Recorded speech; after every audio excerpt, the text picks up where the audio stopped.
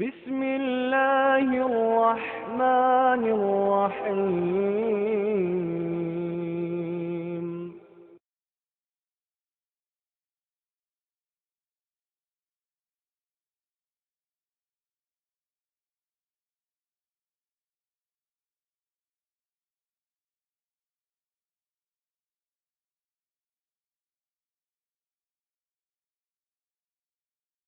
إن الحمد لله نحمده ونستعينه ونستغفره ونعوذ بالله من شرور أنفسنا ومن سيئات أعمالنا من يهده الله فلا مضل له ومن يضلله فلا هادي له وأشهد أن لا إله إلا الله وحده لا شريك له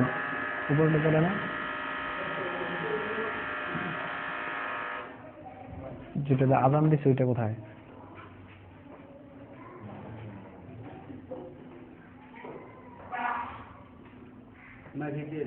উপরে মাইকটা দিয়ে দেন।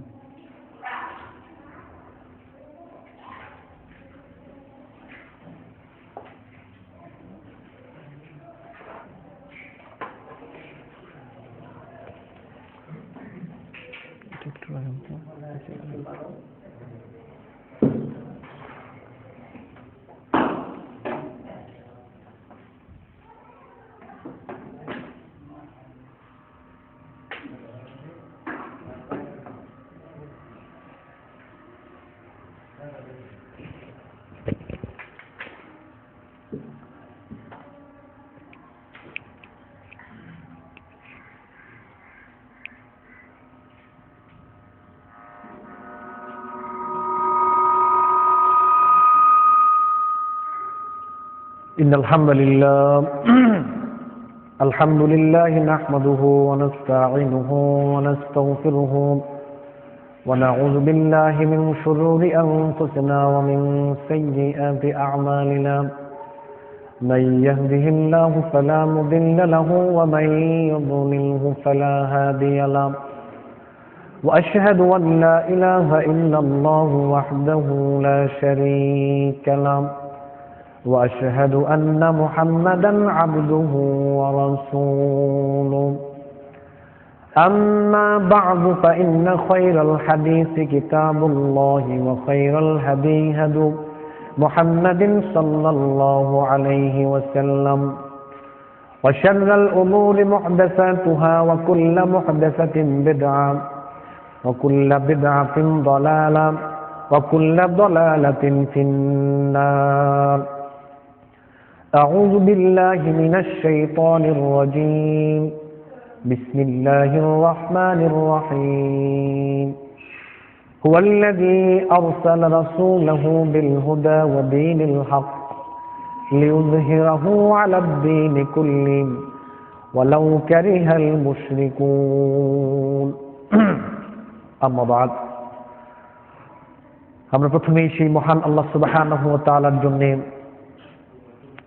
শুকরিয়া জ্ঞাপন করছি, যেই মহান আল্লাহ সুবহানাহু ওয়া তাআলা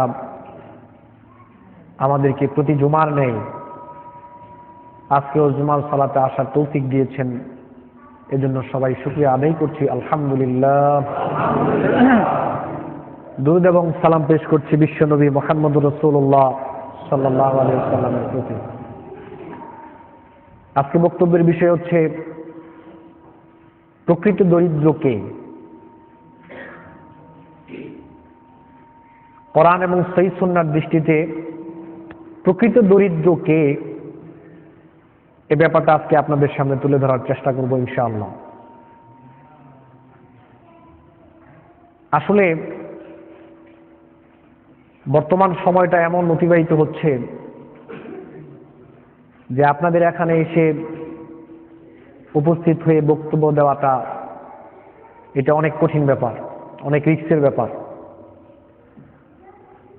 সময়টা এমনই খারাপ যাচ্ছে,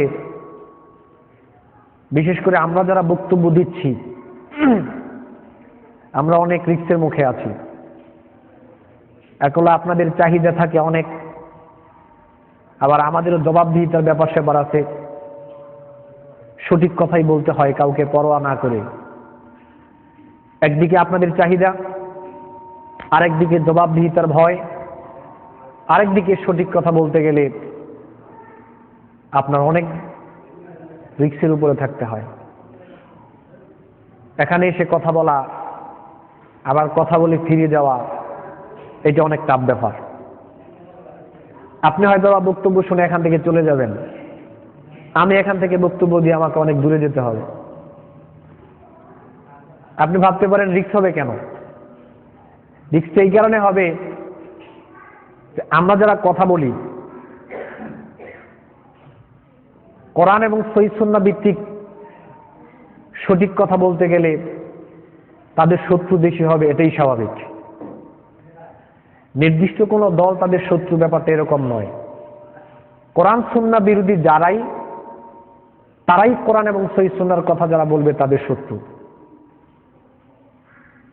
এখন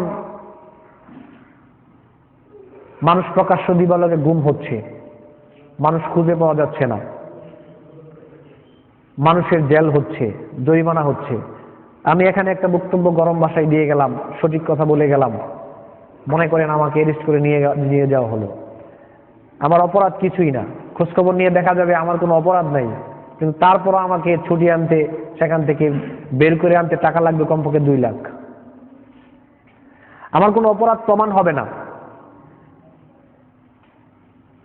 আমরা কখনোই জঙ্গিবাদকে সমর্থন করি না। জঙ্গিবাদ নির্মূল করার জন্যই আমাদের প্রচেষ্টা। আমরা এই রাস্তায় নেমেছি জঙ্গিবাদকে নির্মূল করার জন্য। এটা ইসলাম কখনো সমর্থন করে না, আমরাও করি না।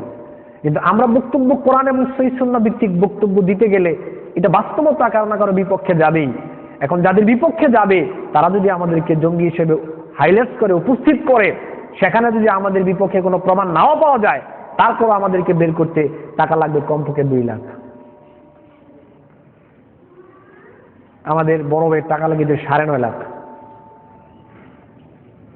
টাকা দিবে কে? আমাদেরকে টাকা দিবে কে? বক্তব্য দেওয়াটা অনেক সহজ ব্যাপার, বক্তব্য দিয়ে এখান থেকে রিস্কবিহীন বাসায় পৌঁছানো অনেক টাফ ব্যাপার। আবার আপনার এখানে এসে উপস্থিত হওয়া, এটা অনেক টাফ ব্যাপার। সিচুয়েশনটা আমাদের এরকম হয়ে গেছে এখন। ইউরিদুনা লিউতফিউ নূরাল্লাহি বিআফওয়াহিহিম ওয়াল্লাহু মুতিম্মু নূরিহি ওয়ালাউ কারিহাল কাফিরুন। কাফের শক্তি, বাতিল শক্তি, তারা ফু দিয়ে, ফুৎকারের মাধ্যমে দেশ থেকে ইসলামকে নির্মূল করার জন্য, হক কথা বলাকে নির্মূল করার জন্য তারা আপ্রাণ চেষ্টা করে যাচ্ছে। কিন্তু আল্লাহর বক্তব্য হলো তারাই নিভে যাবে, ইসলাম নিভবে না, হক কথা নিভবে না, হক কথা টিকে থাকবে, তারাই নির্মূল হয়ে যাবে, যদিও তারা এটা অপছন্দ করে। হুয়াল্লাযী আরসালা রাসূলাহু বিল হুদা ওয়া দীনিল হাক্কি লিইয়ুযহিরাহু আলাদ দীনি কুল্লি ওয়ালাউ কারিহাল মুশরিকুন। সঠিক কথাই পৃথিবীতে টিকে থাকবে, সঠিক কথারই বিজয় হবে, হক কথারই বিজয় হবে। কিন্তু মাঝখান দিয়ে কিছু মানুষের রিস্ক নিয়ে জীবন যাপন করতে হবে, রিস্ক নিয়ে কথা বলে যেতে হবে নির্দ্বিধায়, নির্ভয়ে।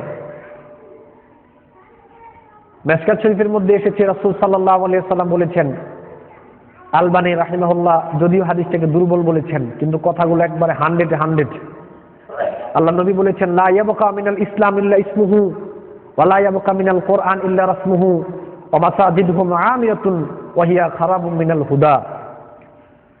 ইসলাম শুধুই নামে থাকবে, ইসলামের বিধান থাকবে, মানুষ এগুলো পালন করবে না। কোরআন মসজিদে পড়ে থাকবে, অক্ষর থাকবে, কোরআনের প্রতি আমল করা হবে না। আর মসজিদগুলো হবে জাঁকজমকপূর্ণ, মসজিদে টাইলস থাকবে, মসজিদে ফ্যান থাকবে, মসজিদে এসি থাকবে, মসজিদ হবে অনেক আরামের জায়গা, কিন্তু প্রকৃতপক্ষে মসজিদ থাকবে হেদায়েত শূন্য। এই মিম্বরে বসে হক কথা বলা যাবে না। দিন এত সংকুচিত হয়ে আসছে, আমাদেরকে এতই সংকুচিত করে, সংকীর্ণ করে ফেলা হচ্ছে, উন্মুক্ত মন নিয়ে কোরআন এবং সহিহ সুন্নাহর কথা বলা যাচ্ছে না। কোরআন এবং সহিহ সুন্নাহর কথা ততটুকুই বলতে পারছি যতটুকু বললে মসজিদের সভাপতি সাহেবের কোনো সমস্যা হয় না। কোরআন এবং সহিহ সুন্নাহর কথা ততটুকুই বলতে পারছি যতটুকু বললে আপনার মাতবরের সমস্যা হয় না। কোরআন এবং সহিহ সুন্নাহর কথা ততটুকুই বলতে পারছি যতটুকু বললে আপনার মেম্বার সাহেবের সমস্যা হয় না।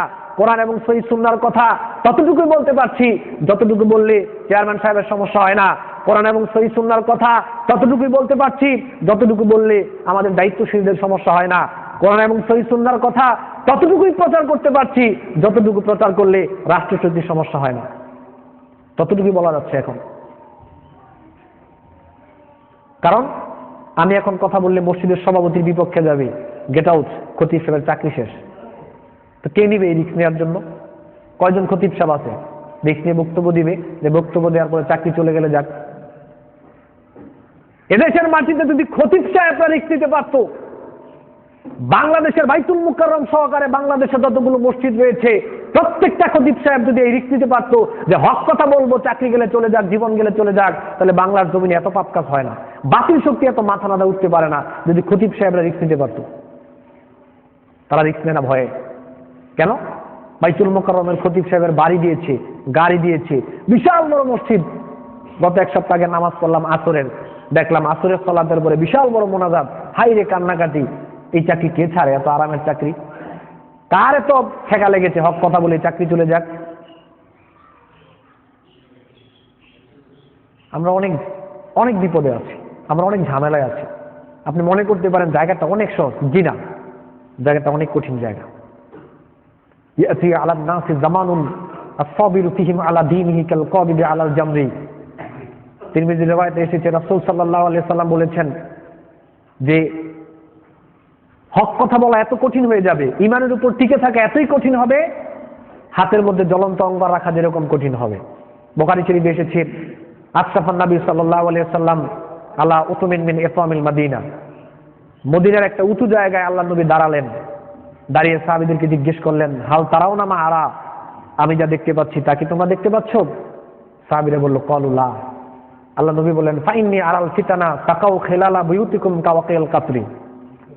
আমি দেখতে পাচ্ছি বৃষ্টির ফোঁটা তোমাদের ঘরের চূড়ায় যেমনি ভাবে পড়ে, তোমাদের আমি দেখতে পাচ্ছি প্রকাশ্য দিবালোকে এমনি ভাবে ফিতনা প্রকাশ পাচ্ছে।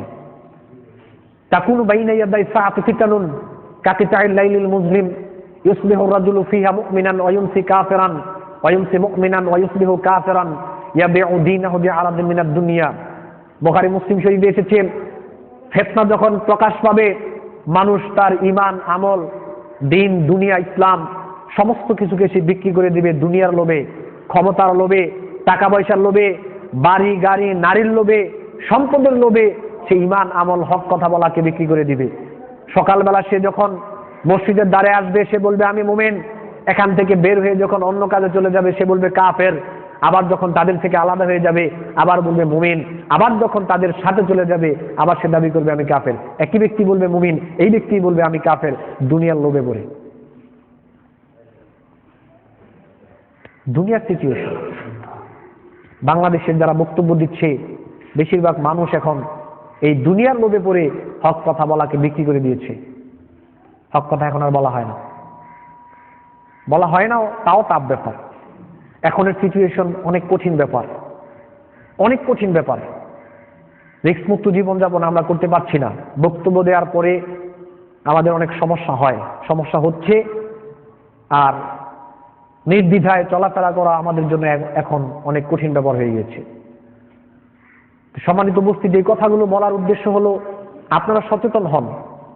আপনারা যদি সচেতন না হন, আপনাদের মসজিদে আসতে থাকে এক চরিত্র, এখান থেকে বের হয়ে গেলে হয় আরেক চরিত্র।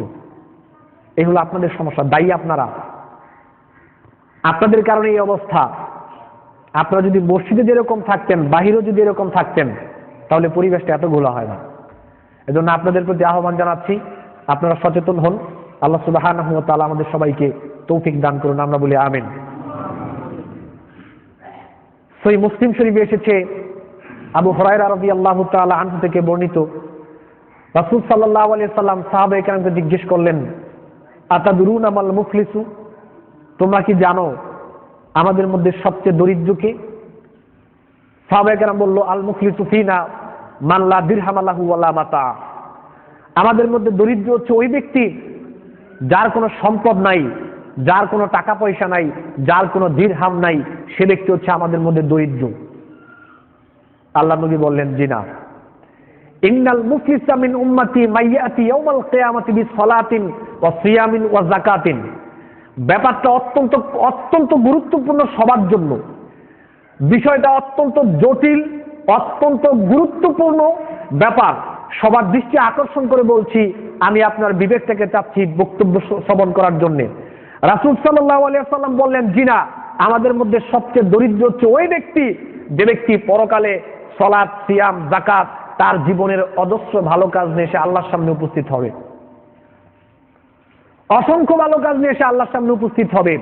ওয়ায়াতি কাদ শাতামা হাযা ওয়া আকালামা হাযা ওয়া সাফাকা দামা হাযা ওয়া দরাবা হাযা ফায়ুতা হাযা মিন হাসানাতিহি ওয়া হাযা মিন হাসানাতিহি ফাইন ফানিয়াত হাসানাতুহু ক্বাবলা আইয়ুকদিয়া মা আলাইহি ফাতুরিহাত সুম্মা তুরিহা ফিন নার। আল্লাহ নবী বললেন, এই পৃথিবীর মধ্যে সবচেয়ে দরিদ্র হচ্ছে ওই ব্যক্তি যে ব্যক্তি পরকালে পাহাড় পরিমাণ অজস্র আমল নিয়ে সে আল্লাহর সামনে উপস্থিত হবে। কিন্তু এই দুনিয়ায় থাকতে সে মানুষকে অন্যায়ভাবে গালিগালাজ করেছে, মানুষকে সে কষ্ট দিয়েছে গালিগালাজ করার মাধ্যমে, তারপরে মানুষকে সে মিথ্যা অপবাদ দিয়েছে, মানুষকে সে রক্তাক্ত করেছে, মানুষকে হত্যা করেছে, মানুষকে মেরেছে, তারপরে মানুষের সম্পদ অন্যায়ভাবে দখল করেছে, জমি দখল করেছে, জনগণের টাকা মেরে খেয়েছে, সরকারি সম্পদ অন্যায়ভাবে ভক্ষণ করেছে, তারপরে জনগণের চাউল ভক্ষণ করেছে, জনগণের গম ভক্ষণ করেছে, তারপরে খাদ্য ভেজাল দিয়েছে, ওজনে কম দিয়েছে, ঋণী ছিল। এই সমস্ত অন্যায় কাজ ওই ব্যক্তির জীবনে ছিল। পাহাড় পরিমাণ আমল নিয়ে এসে আল্লাহর সামনে যাবে, কিন্তু পাশাপাশি ওই অপরাধগুলো তার সাথে থাকবে। এখন তার ফয়সালা হবে, তার ফয়সালা হবে এরকম, দুনিয়ার জীবনে মানুষকে আপনি গালি দিয়েছিলেন, কিন্তু মৃত্যুর পূর্বে আপনি যাকে গালি দিয়েছিলেন তার সাথে আপনার ফয়সালা হয় নাই, তার কাছ থেকে ক্ষমা নেন নাই। পরকালে আপনার ভালো আমল দিয়ে ক্ষমা নিতে হবে। আপনি কাউকে মিথ্যা অপবাদ দিয়েছিলেন, আমি অপরাধ করি নাই, কিন্তু আপনি মিথ্যা অপবাদ দিয়ে আমাকে দোষী সাব্যস্ত করে আমাকে শাস্তি দিয়েছেন, আপনি আমার কাছ থেকে ক্ষমা নেন নাই, পরকালে আপনার ভালো আমল দিয়ে ক্ষমা নিতে হবে। আপনার ক্ষমতা আছে, ক্ষমতার দাপটে মানুষকে আপনি অন্যায়ভাবে পিটিয়েছিলেন, মানুষকে অন্যায়ভাবে মেরেছিলেন, যতক্ষণ পর্যন্ত ওই মানুষ আপনাকে ক্ষমা না করবে ততক্ষণ ক্ষমা পাবেন না, পরকালে আমল দিয়ে ক্ষমা নিতে হবে। ক্ষমতার দাপটে টাকার গরমে আপনি একটা রিকশাওয়ালাকে মেরেছিলেন, এই রিকশাওয়ালা যতদিন পর্যন্ত আপনাকে মাফ না করবে ততদিন আল্লাহ মাফ করবে না, পরকালে রিকশাওয়ালার কাছ থেকে ক্ষমা নিতে হবে আপনার ভালো আমল দিয়ে। ভালো আমল দিয়ে এগুলোর পরিশোধ করতে হবে। আপনি অন্যায় করেছেন, রাষ্ট্রীয় সম্পদ অন্যায়ভাবে আপনি ভক্ষণ করেছেন। রাষ্ট্রীয় সম্পদ আপনি ভক্ষণ করলেন কেন? মুসলিম শরীফ এসেছে, আল্লাহ নবী বলেছেন, মানিত্তাতা হাক্কা ইমিন মুসলিমিন বিয়ামিনিহি ফাকাদ আওজাবাল্লাহু লাহুন নার ওয়া হারামা আলাইহিল জান্নাহ। মিথ্যা শপথ করার মাধ্যমে যারা রাষ্ট্রীয় সম্পদ ভক্ষণ করবে, মিথ্যা শপথ করার মাধ্যমে একজন মুসলিম আরেকজন মুসলিমের সম্পদ যদি ভক্ষণ করে, জমি দখল করে অন্যায়ভাবে, আল্লাহর নবী বলেছেন তার জন্য জান্নাত হারাম, তার থাকার জায়গা জাহান্নাম। সাহাবায়ে কেরাম জিজ্ঞেস করলো, ফাকালা রাজুলুন ইয়া রাসূলুল্লাহ ওয়া ইন কানা শাইআন ইয়াসিরান, যদি সামান্য সম্পদ সামান্য একটা জিনিস হয় তারপরও? আল্লাহ নবী বললেন, ওয়া ইন কানা কাদিবাম মিন আরাফি, একটা পিলু গাছের শীষ, পিলু গাছের শাখা, এটাও যদি আপনি অন্যায়ভাবে মিথ্যা শপথ করার মাধ্যমে আত্মসাৎ করেন, তারপর আপনার থাকার জায়গা জাহান্নাম, জান্নাত হারাম। বুখারী শরীফে এসেছে, লাম্মা কানা ইয়াউমা খায়বার আকবালা নাফারুন মিন আসহাবিন নবী সাল্লাল্লাহু আলাইহি সাল্লাম, খায়বার যুদ্ধ থেকে ফিরে এসে যখন বিশ্রাম নিচ্ছিলেন, ফাকালু ফুলানুন শাহিদুন ফুলানুন শাহিদুন, লোকজনকে নিয়ে যাওয়া হচ্ছে, সাহাবায়ে কেরাম বলল উমুক শহীদ উমুক শহীদ। সুম্মা মাররা রাজুলুন আখার, অতঃপর আরেকজন লোককে নিয়ে যাওয়ার পরে সাহাবায়ে কেরাম বলল ফুলানুন শাহিদুন, ওই লোকটা শহীদ। সাহাবায়ে কেরাম সার্টিফিকেট দিচ্ছেন ওই লোকটা শহীদ, শহীদ মানে জান্নাতি।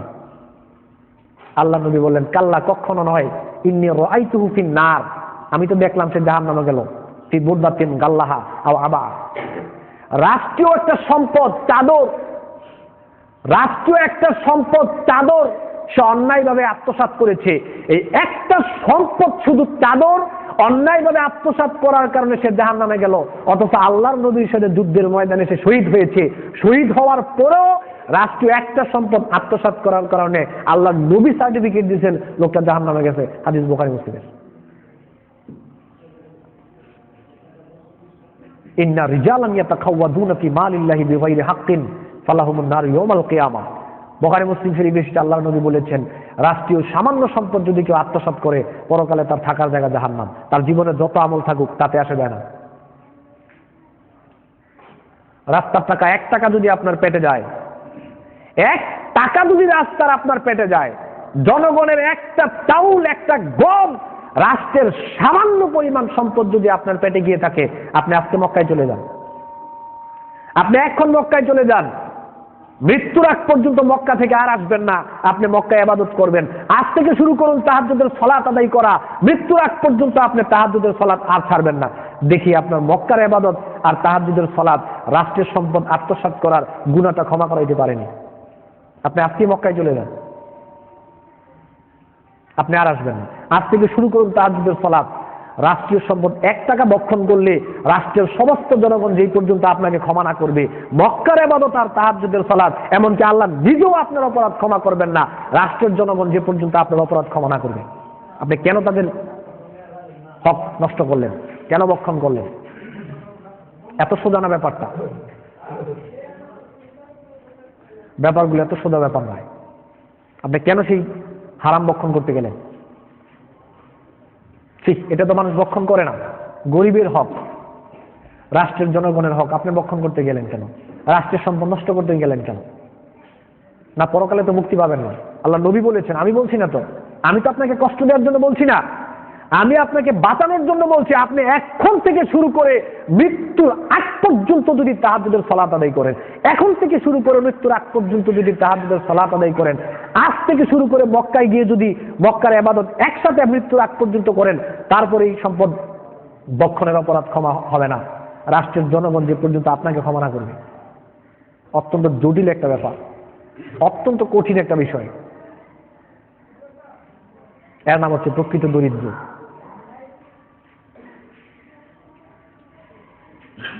বিয়েতে যারা যৌতুক নিয়েছিলেন, বিয়ের সময় যারা যৌতুক নিয়েছিলেন বা নিবেন নিয়ত করেছেন, আপনারা প্রস্তুত থাকেন। আল্লাহ বলছে, ওয়াআতুন নিসা সাদাকাতুহিন্না নেহলা, মেয়েদেরকে মোহর দিতে হবে, এটাই নিয়ম, এটাই আল্লাহর বিধান। কিন্তু এখন যেই গার্জিয়ান, যেই বাপ, যেই মা ছেলের গার্জিয়ান হয়ে মেয়ের পক্ষ থেকে যারা যৌতুক চেয়ে নিচ্ছেন, আপনারা প্রস্তুত হন। আপনারাও আজকে মক্কায় চলে যান। ওই বাপ, ওই মা, ওই ছেলে যারা মেয়ের পক্ষ থেকে জবরদস্তিমূলক ছেলের জন্য যৌতুক চেয়ে নিয়েছিলেন, আপনারা আজকে মক্কায় চলে যান। আপনারা আজ থেকে তাহাজ্জুদের সালাত আদায় করেন। মৃত্যুর আগ পর্যন্ত তাহাজ্জুদের সালাত যদি আদায় করেন, তারপরে যৌতুকের টাকা মাফ হবে না, যে পর্যন্ত ওই মেয়ের বাপ, মেয়ের মা যৌতুকের টাকা ক্ষমা না করবে। নেন আল্লাহ, খান যৌতুক, মাফ করবেন। আপনি ভাবতে পারেন যে বাসর রাতে বউ মাফ করে দিয়েছে। জি না, বাসর রাতে বউ মাফ করে নাই। এর প্রমাণ নেন। বাসর রাতে বউ মাফ করে নাই। এক ডাকাত একজন লোককে ধরে গলার মধ্যে ছুরি দিয়ে বলল, তোমার সাথে যা আছে তা দাও। তার সাথে 2 লক্ষ টাকা ছিল। সে ভয়ে ভয়ে 2 লক্ষ টাকা দিয়ে দিল। ডাকাত বলল, থাপ্পড় মারবো, হাসি মুখে দে। তখন সে বলল, ঠিক আছে নিয়ে যান। এই যে সে হাসলো, এটা মন থেকে হাসে নাই, ছুরির ভয়ে হেসে সে টাকাটা দিয়েছে। আপনার ওয়াইফ সেদিন আপনাকে মন থেকে মাফ করে নাই। আপনার ওয়াইফকে আপনি বাধ্য করেছিলেন মাফ করার জন্য। এমন একটা সিচুয়েশনে আপনার ওয়াইফ পড়েছে, আপনাকে মাফ না করে উপায় নাই। আপনি মেয়ের বাপ, মেয়ের মা, মেয়ের বাপ অত্যন্ত কষ্ট করে একটা গরু লালন পালন করে বড় করেছে। মেয়ের মার স্বর্ণের গলার চেন, তারপরে নাকের দুল, কানের দুল, জমি জমা বিক্রি করে আপনি কত নিকৃষ্ট মানুষ হলে আপনি তাদের কাছ থেকে জবরদস্তিমূলক ছেলের জন্য যৌতুক নিয়ে এসেছেন, আর আপনি বড়াই করছেন আপনার গার্জিয়ান। লজ্জা থাকা দরকার আমাদের, লজ্জা থাকা দরকার যে মেয়ের মার স্বর্ণের চেন, গলার চেন, কানের দুল বিক্রি করে আমাকে যৌতুকের টাকা দিচ্ছে, তারপরে এত কষ্ট করে একটা গরুকে লালন পালন করে বড় করেছে, সেই টাকা আমাকে দিচ্ছে, আর সেই টাকা দিয়ে খাট কিনে, পালং কিনে আমি আরামে ঘুমাচ্ছি। আমার লজ্জা হওয়া দরকার। আমি কিভাবে নিজেকে পরিচয় দিই আমি মুসলিম? আমার লজ্জা হওয়া দরকার। আপনি আজকে মক্কায় চলে যান, আর আসবেন না। আপনি তাহাজ্জুদের সালাত পড়া শুরু করুন, আপনি আর আসবেন না। এই যৌতুকের টাকা মাফ হবে না। মেয়ের মা যে পর্যন্ত আপনাকে ক্ষমা না করবে। বুখারী মুসলিমের হাদিস, আল্লাহ নবী বলেছেন, মান কানাত ইনদাহু মাজলিমাতুন লিআখিহি মিন ইরদি আও মিন শাইইন ফালইয়াতাহাল্লালু মিনহু আল-ইয়াওমা ক্বাবলা আন লা ইয়াকুনা দীনারুন ওয়ালা দিরহামুন। আল্লাহ নবী বলেছেন, যদি কারো প্রতি জুলুম করে থাকো, আপনি জুলুম করেছেন মেয়ের মার প্রতি, আপনি জুলুম করেছেন মেয়ের বাবার প্রতি। আল্লাহ নবী বলেছেন, যদি কারো প্রতি জুলুম করে থাকো, তাহলে সেই দিন আসার পূর্বে তার কাছে ক্ষমা চেয়ে নাও। কেন? যেদিন তোমার কোনো ভালো আমল থাকবে না। ইন কানা লাহু আমালুন সালিহুন উখিযা মিনহু বিকাদরি মাজলিমাতিহি। যদি তোমার ওই দিন ভালো আমল দিয়ে নিজের যৌতুকের টাকাকে পরিশোধ করতে হবে। যদি নিজের ভালো আমল না থাকে, তাহলে তার পাপ তোমার কাঁধে নিয়ে যৌতুকের টাকা পরিশোধ করতে হবে। বুখারী মুসলিমের হাদিস। এখন আপনি সিদ্ধান্ত নেন, যে সকল গার্জিয়ান আছেন, ছেলেদেরকে যৌতুক নিয়ে যারা বিবাহ করিয়েছেন, জবরদস্তিমূলক সিদ্ধান্ত নিয়েছেন, আপনারা এখন চিন্তা ভাবনা করেন কি করবেন। এই যৌতুকের টাকা মাফ হবে না যে পর্যন্ত ওই আপনার বিয়াই, মেয়ের বাপ যে পর্যন্ত আপনাকে মন থেকে ক্ষমা না করবে, ততক্ষণ যৌতুকের টাকা ক্ষমা হবে না। এখন চিন্তা করেন ক্ষমা নিবেন কি নিবেন না? নিতেই হবে ক্ষমা। ভাবেন আপনি, যারা পিতামাতাকে জেনে শুনে কষ্ট দেয়, পিতামাতার সাথে ভালো আচরণ করে না, পিতামাতার সাথে খারাপ আচরণ করেছে বা এখনো করছে, আপনারা আজকে মক্কায় চলে যান। আপনারা তাহাজ্জুদের সালাত পড়া শুরু করুন আজ থেকে। এখন থেকে শুরু করে মৃত্যুর আগ পর্যন্ত যদি আপনি একাধারে নফল রোজা রাখেন, মৃত্যুর আগ পর্যন্ত একাধারে তাহাজ্জুদের সালাত আদায় করেন, মৃত্যুর আগ পর্যন্ত কাবা ঘরের সেবা করেন, ওই যে বাপ মাকে কষ্ট দিচ্ছেন, এই অপরাধ ক্ষমা হবে না যতক্ষণ পর্যন্ত বাপ মা ক্ষমা না করবে। ওইগুলো ঠিক করেন আগে, পরে সালাত। ওইগুলো আগে ঠিক করেন, পরে সালাত। তা নয় সালাত টিকবে না, সিয়াম টিকবে না, যাকাত টিকবে না। এগুলো সব পরকালে দিয়ে দিতে হবে যদি ওইগুলো ঠিক না করেন। এগুলো সামাজিক ব্যাধি। বাপ মার সাথে সম্পর্ক ছিন্ন করে আপনি কিভাবে সালাত আদায় করতে আসলেন? লাভ হবে? একটা দলিল দেখান তো, বললে দেখে লাভ হয়নি। বাপ মাকে কষ্ট দিয়ে আপনার সালাত আদায় করতে আসলেন কেন? আপনার সালাত তো কোনো কাজে আসবে না। কুল্লু যুনুবি ইয়াগফিরুল্লাহ ইল্লা উকুকুল ওয়ালিদাইন। আল্লাহ নবী বলেছেন, সব গুনাহ আল্লাহ মাফ করতে পারে, পিতামাতার অবাধ্যতার গুনাহ আল্লাহ মাফ করবে না। ফাইন্নাহু আজ্জালা লাহুল উকুবা ফিদ দুনিয়া। এই দুনিয়ার মধ্যে শাস্তি ত্বরান্বিত করা হবে। যেইভাবে পিতামাতাকে আপনি কষ্ট দিচ্ছেন, যেইভাবে পিতামাতাকে আপনি বেয়াদবি করছেন পিতামাতার সাথে, ঠিক সেইভাবে আপনার সাথে করা হবে, আপনার ছেলেমেয়েরাও করবে। আপনি প্রস্তুত থাকেন, আপনি রেডি হন। পিতামাতার সাথে সম্পর্ক ছিন্ন, আপনি পিতামাতাকে খাবার না দিয়ে আপনার শ্বশুর শাশুড়িকে আপনি খাওয়াচ্ছেন, শ্বশুর শাশুড়িকে অনেক বড় করছেন লালন পালন করে। আপনি মরেন তো দেখি, অথবা আপনি অসুস্থ হয়ে বিছনায় পড়ে থাকেন তো দেখি। আপনার বিছনা যে পায়খানা রয়েছে দেখি, পায়খানা শ্বশুর শাশুড়ি পরিষ্কার করেনি। কার জন্য আপনি কি করছেন? আপনার বিছনার পায়খানা একটা মানুষ পরিষ্কার করতে পারে, পৃথিবীতে একজনই আছে, সেটা তো আপনার গর্ভধারিণী মা। আপনি মনে করেছেন ওনার সাথে আপনি খারাপ আচরণ করবেন, ওনাকে দেখাশোনা করবেন না, জান্নাত পেয়ে যাবেন সালাত আদায় করে, সিয়াম পালন করে। ব্যাপারটা কি এতই সোজা নাকি? সামাজিক ব্যাধি, এগুলো গুছাতে হবে আগে।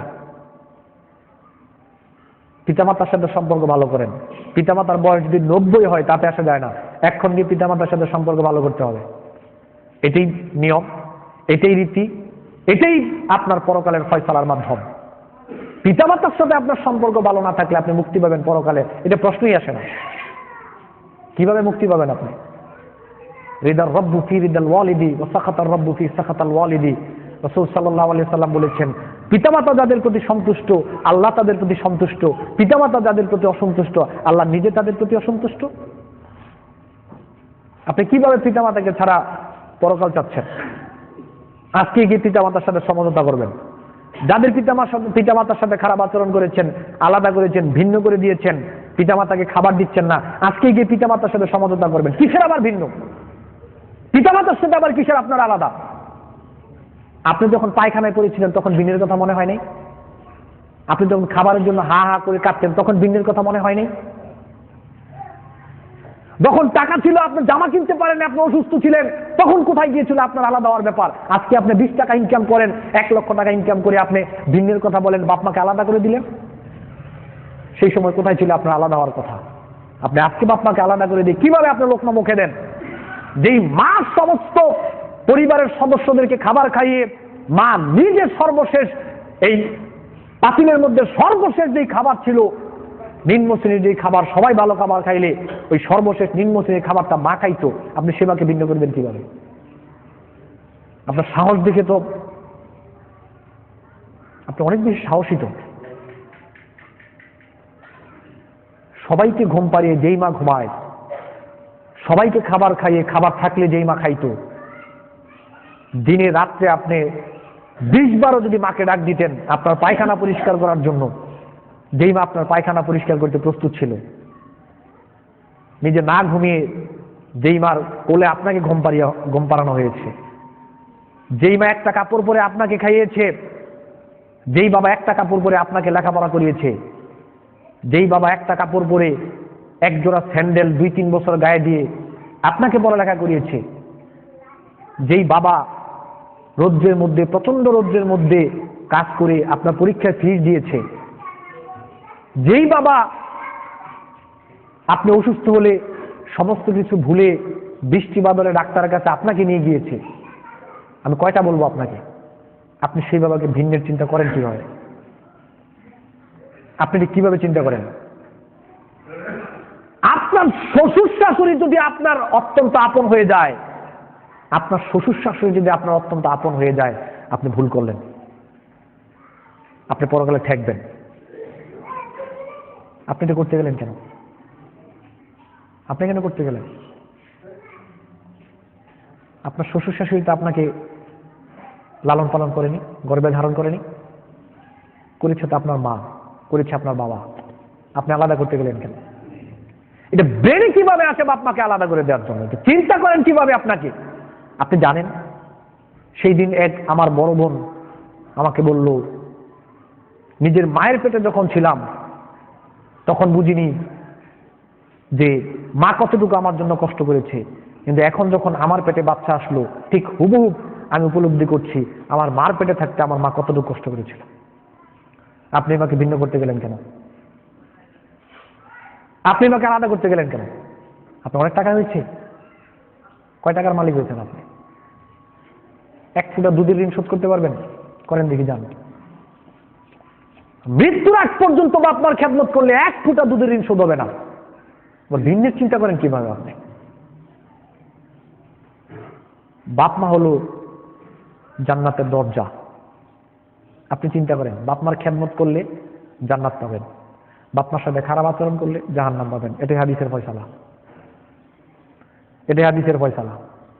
বাপ মার সাথে ভালো আচরণ করলে জান্নাত পাবেন, বাপ মার সাথে খারাপ আচরণ করলে এখান থেকে শুরু করে আসমান পর্যন্ত যদি আপনার আমল থেকে যায় তাতে আসা যায় না। কিন্তু বাপ মার সাথে খারাপ আচরণ করার কারণে, বাপ মাকে ভিন্ন করে দেওয়ার কারণে আসমান পর্যন্ত আমল থাকলে কোনো লাভ হবে না। আপনি গেলেন কেন ভিন্ন করতে? আপনার লজ্জা হওয়া দরকার। আপনি কিরকম ছেলে? আপনি বেঈমান, আপনি নিমুখ খারাপ। ঠিক বাপ মার সাথে কি এরকম করে? আপনি চিনতে পারেন না এখনো বাপ মাকে। আপনি ফিরে যান সেই আপনার 30 বছর আগের পিছনের লাইফে আপনি ফিরে যান। এক লোক তার বাচ্চাকে কোলে নিয়ে ঘুরছে, একটা কাক উপর দিয়ে হেঁটে যাচ্ছে। বাচ্চা জিজ্ঞেস করলো বাবাকে যে ওইটা কি? বাবা বলল ওইটা কাক। ছেলে আবার জিজ্ঞেস করলো ওইটা কি? বাবা বলল ওইটা কাক। ছেলে আবার জিজ্ঞেস করলো ওইটা কি? বাবা বলল ওইটা কাক। ছেলে জিজ্ঞেস করলো 3 বার, বাবা এটা লিখে রাখলো, বাবা বিরক্তি বোধ করে নাই। আবার এই বাপ যখন বুড়ো হয়েছে তখন ওই ছেলে হয়েছে বড়, ছেলের বউ, সন্তান, শ্বশুর শাশুড়ি, এখন ছেলে টাকা ইনকাম করে। তো একদিন ইলিশ মাছ নিয়ে আসলো, ইলিশ মাছের মাথাটা বাবাকে দিল। বাবা জিজ্ঞেস করলো যে বাবা এটা কি মাছ? ছেলে বলল ইলিশ। আবার জিজ্ঞেস করলো এটা কি মাছ? ছেলে বলল এটা ইলিশ। তৃতীয়বার আবার জিজ্ঞেস করলো এটা কি মাছ? ছেলে রাগে বললো যে এটা ইলিশ। বারবার বলতে হয়, 3 বার জিজ্ঞেস করেন। তখন বাবা ওই কাগজটা বের করে ছেলেকে দেখালো, তুমি যখন ছোট ছিলা তুমি একদিন আমাকে 3 বার জিজ্ঞেস করেছিলে, আমি 3 বার উত্তর দিয়েছিলাম, বিরক্তি বোধ করি নাই। আর আজকে তুমি বড় হয়েছো, আমার বয়স হয়েছে, এজন্য আমি প্রশ্ন করার কারণে তুমি আমার সাথে রাগ দেখাইলে।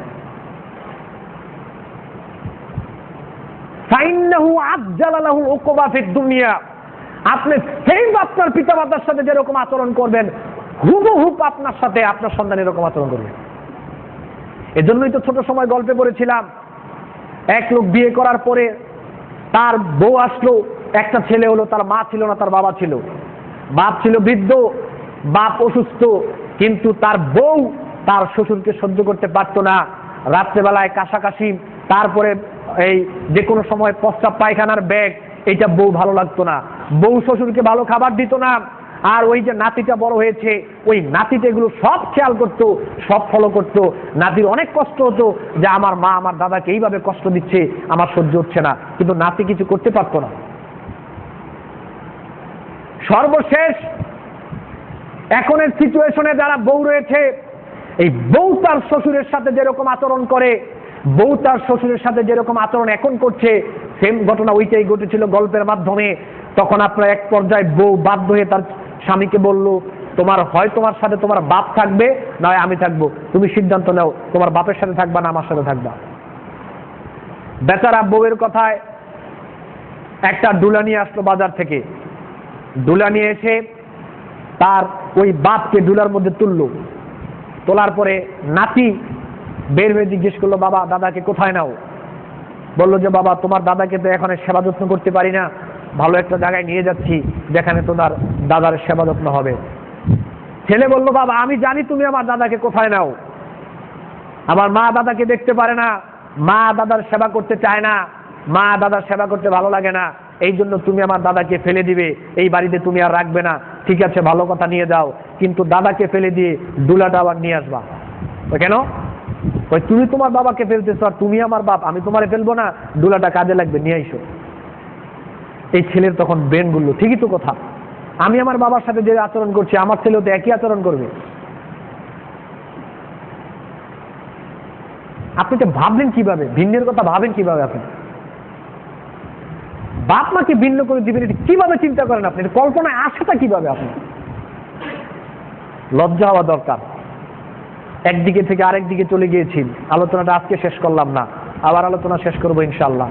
যেই কথাগুলো বললাম বান্দার সাথে রিলেটেড যেই ব্যাপারগুলো রয়েছে, এই ব্যাপারগুলোর সমাধান আগে পরে সালাত, এই ব্যাপারগুলোর সমাধান আগে পরে সিয়াম, এই ব্যাপারগুলোর সমাধান আগে পরে যাকাত, এই ব্যাপারগুলোর সমাধান আগে পরে আপনার তাহাজ্জুদের সালাত, ওই ব্যাপারগুলোর সমাধান আগে পরে সিজদা রুকু, পরে দান খয়রাত। ওই ব্যাপারগুলোর সমাধান যদি আপনি না করেন, তাহলে পরকালে এই আমল সমস্ত কিছু দিয়ে সমাধান করতে হবে। আমল শেষ হয়ে যাবে, সমাধান শেষ হবে না। আমল শেষ হয়ে যাবে, সমাধান শেষ হবে না। ওই সমাধান আমল তো দিতেই হবে। ওই ব্যক্তির গুনাহ নিজের কাঁধে নিয়ে পাতুরিয়াত সুম্মা তুরিয়া ফিন্নার, আপনাকে জাহান্নামে চলে যেতে হবে। মুসলিম শরীফের হাদিস। এখন সিদ্ধান্ত আপনার, আপনি কি করবেন? জনগণের টাকা যদি বক্ষণ করে থাকেন, সমাধান এখন করতে হবে। যদি সমাধান না করেন, পরকালে জান্নাত যাওয়া অনেক কঠিন হয়ে যাবে। জনগণ যতক্ষণ আপনাকে ক্ষমা না করবে, ততক্ষণ আল্লাহ ক্ষমা করবে না। আপনি যদি কাউকে কষ্ট দিয়ে থাকেন, কারো প্রতি জুলুম করে থাকেন, ওই জুলুমের ক্ষমা নিতে হবে পরকালে। তাহলে আপনাকে আমল দিয়ে তার প্রতিশোধ, তার কাছে ক্ষমা নিতে হবে। আপনি পিতামাতাকে কষ্ট দিয়েছেন, আজকেই পিতামাতার সাথে সমঝোতা করতে হবে। কিসের আবার দেরি? এখান থেকে গিয়েই পিতামাতার সাথে সমঝোতা করতে হবে। 1 সেকেন্ড দেরি করা যাবে না। পিতামাতার সাথে যদি সমঝোতা না করেন, আসরের সালাতের আগে যদি আপনি মারা যান, তাহলে পরকালে থেকে যাবেন। এই সালাত কোনো কাজে আসবে না। এখন যে পিতামাতার কাছে ক্ষমা চাইতে হবে। আপনি মনে করতে পারেন যে পিতামাতা ক্ষমা করবে না? অফকোর্স ক্ষমা করবে, 100% ক্ষমা করবে, 100 ক্ষমা করবে। পিতামাতার কাছে ক্ষমা চান গিয়ে আপনি, ভাবার কোনো সুযোগ নাই। এখন জুমার সালাত করে পিতামাতার কাছে ক্ষমা চাইতে হবে। বলতে হবে কিসের আবার ভিন্ন, কিসের আবার আলাদা? যতদিন বেঁচে থাকে পিতামাতা, যতদিন বেঁচে থাকে, জীবিত থাকে, ততদিন যা ইনকাম করবো, ওই ইনকামের 1% পিতামাতাকে আগে দিয়ে তারপরে আমি নিজে বক্ষণ করবো, ছেলে মেয়েকে খাওয়াবো। এই সিদ্ধান্ত নিয়ে এখান থেকে যেতে হবে। কোনো লাভ হবে না জুমার সালাত আবার আসরের সালাত কিসের? এক্ষণ মসজিদ থেকে বের হয়ে গিয়ে পিতামাতার সাথে সমঝোতা করার আগে আবার কিসের সালাত? কোনো কাজে আসবে না আসরের সালাত, কোনো কাজে আসবে না মাগরিবের সালাত, কোনো কাজে আসবে না এশার সালাত, বাপ্পার সাথে আগেই সমঝোতা করতে হবে, তা নয় সালাত সিয়াম পরকালে টিকবে না। বোঝার জন্য কথাগুলো বললাম। অত্যন্ত খারাপ লাগে আজকের এই সমাজের অবস্থা দেখে, পিতামাতার করুণ অবস্থা আমাদের এই ছেলে সন্তানগুলোর কারণে। এত কষ্ট করে পিতামাতা লালন পালন করলো। ওই যে বুখারী শরীফে ওই হাদিসের কথা মনে পড়ে গেল আমার, যে 3 ব্যক্তি গুহার মধ্যে আটকা পড়েছে, এর মধ্যে একজন ছিল বলল যে আল্লাহর কাছে কে কি আমল করেছো একটু উসিলা ধরে আল্লাহর কাছে দোয়া করো। একজন বলল, আল্লাহ আমার মা ছিল, তা আমি আমার যেই গাভীর দুধ দহন করে আমার মাকে আগে খাওয়াইতাম, তারপরে সন্তানকে খাওয়াইতাম, কিন্তু একদিন বাড়িতে ফিরতে দেরি হয়েছে, এসে দেখলাম মা ঘুমিয়ে গেল। এদিকে বাচ্চা ছটফট করছে দুধ খাওয়ানোর জন্য, কিন্তু আমি চিন্তা করলাম আমার মা এখনো খায় নাই, আমার ছেলেকে আমি খাওয়াইতে পারবো না। এই চিন্তা ভাবনা করে আমি রাত্রি দাঁড়িয়ে রইলাম। সকালে মা উঠে দেখলে এই অবস্থা। মাকে বললাম যে মা তুমি দুধ পান করো নাই, তার কারণে আমার ছেলেকেও পান করায় নাই। মা আগে দুধ পান করেছে, পরে নিজের সন্তানকে দুধ পান করেছে। এই কাজ আল্লাহর কাছে বললো, আল্লাহ এটা যদি আমি আপনার জন্য করে থাকি, আল্লাহ পাথরটা সরাইয়া দেন। আল্লাহ দোয়া কবুল করেছেন, পাথর সরিয়ে দিয়েছেন। দেখেন তো, দোয়া করেন তো দেখি কোন জায়গায়, যে আল্লাহ আমার শ্বশুর শাশুড়ি এই খেদমত আমি করেছি, এই বিপদ থেকে উদ্ধার করেন। দেখেন উদ্ধার করেন। যতদিন মিষ্টি নিয়ে যাইবেন ততদিন শ্বশুর শাশুড়ি, মিষ্টিও নাই জামাইও নাই। বাপ মার কাছে মিষ্টি লাগে না? মূল্যায়ন করেন, বাপ মাকে মূল্যায়ন করেন। আজকে অন্য কোনো কথা বললাম না, এটা অনেক বড় একটা খুতবা। আজকে শুধুমাত্র বাপ মার কথাটা বলে বক্তব্য শেষ করে দিলাম। বাপ মাকে মূল্যায়ন করেন। আসরের সালাতের আগে বাপ মার সাথে সমঝোতা করতে হবে, আসরের সালাতে দেরি যেন না হয়। আবার আসরের সালাত পড়বেন, মাগরিবের সালাত পড়বেন, ওইটা আগে বেশি গুরুত্বপূর্ণ, ওইটা করার পরে আপনার সালাত।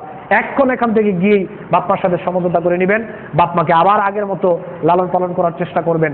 আল্লাহ সুবহানাহু ওয়া তাআলা আমাদের সবাইকে তৌফিক দান করুন, আমরা বলি আমিন।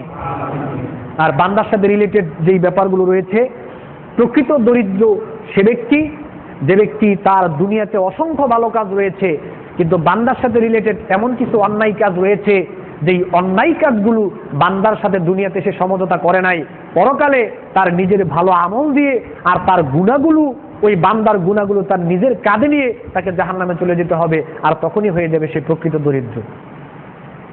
সংক্ষেপে কথাগুলো বললাম, বিস্তারিত কথা এর উপর একটা বই লেখা হয়েছে, খুব শীঘ্রই ইনশাআল্লাহ আপনাদের সামনে ছেড়ে দিব, আল্লাহ যদি তৌফিক দেয়। আপনারা সবাই দোয়া করবেন আমি যেন সুন্দরভাবে এটা আপনাদের সামনে দিতে পারি, জাতি যেন এর দ্বারা উপকৃত হয়। আপনারা সবাই বলেন আমিন। আজকে যে আলোচনা হয়েছে, আলোচনা অত্যন্ত গুরুত্বপূর্ণ আলোচনা। এই ব্যাপারগুলো আমাদের সবাইকে উপলব্ধি করার তৌফিক দান করুন, আমরা বলি আমিন। ওয়া আখিরু দাওয়ানা আলহামদুলিল্লাহ।